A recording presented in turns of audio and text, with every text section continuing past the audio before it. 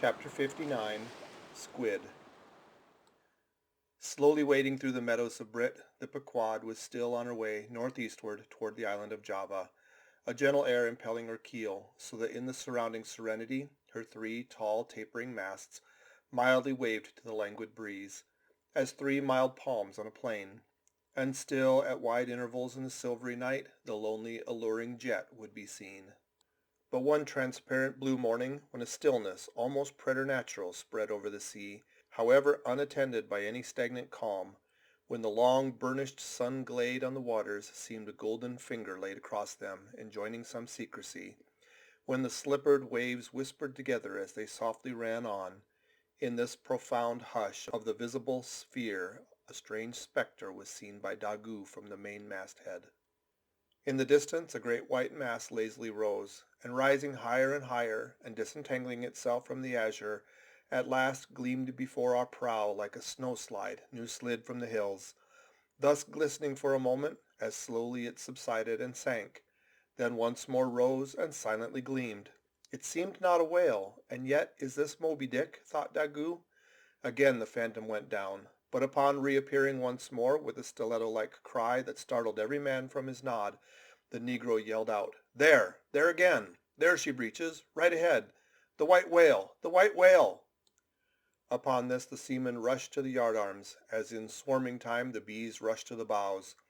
Bareheaded in the sultry sun, Ahab stood on the bowsprit, and with one hand pushed far behind in readiness to wave his orders to the helmsman, cast his eager glance in the direction indicated aloft by the outstretched, motionless arm of Daggoo. Whether the flitting attendance of the one still and solitary jet had gradually worked upon Ahab, so that he was now prepared to connect the ideas of mildness and repose with the first sight of the particular whale he pursued, however this was, or whether his eagerness betrayed him, whichever way it might have been, no sooner did he distinctly perceive the white mass than with a quick intensity he instantly gave orders for lowering. The four boats were soon in the water, Ahab's in advance, and all swiftly pulling toward their prey. Soon it went down, and while with oars suspended we were awaiting its reappearance, lo, in the same spot where it sank, once more it slowly rose.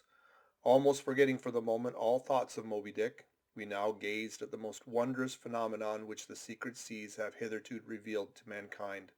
A vast pulpy mass, furlongs in length and breadth, of a glancing cream color lay floating on the water. Innumerable long arms radiated from its center, and curling and twisting like a nest of anacondas, as if blindly to clutch at any hapless object within reach. No perceptible face or front did it have, no conceivable token of either sensation or instinct, but undulated there on the billows, an unearthly, formless, chance-like apparition of life.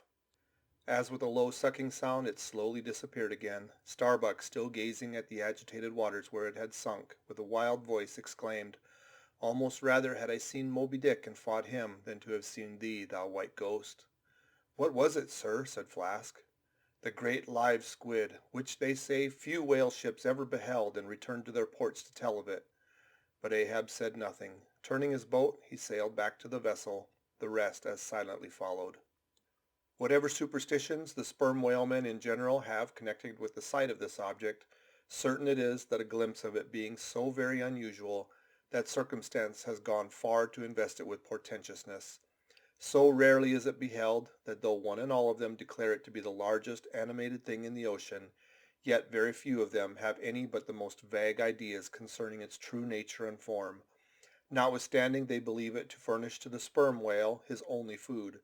For though other species of whale find their food above water, and may be seen by man in the act of feeding, the spermaceti whale obtains his whole food in unknown zones below the surface, and only by inference is it that any one can tell of what precisely that food consists.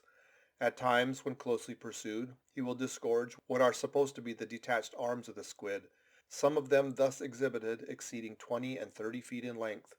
They fancy that the monster to which these arms belonged ordinarily clings by them to the bed of the ocean, and that the sperm whale, unlike other species, is supplied with teeth in order to attack and tear it. There seems some ground to imagine that the great kraken of Bishop Pontoppidan may ultimately resolve itself into squid. The manner in which the bishop describes it, as alternately rising and sinking, with some other particulars he narrates, In all this the two correspond, but much abatement is necessary with respect to the incredible bulk he assigns it. By some naturalists who have vaguely heard rumors of the mysterious creature here spoken of, it is included among the class of cuttlefish, to which indeed, in certain external respects, it would seem to belong, but only as the anak of the tribe.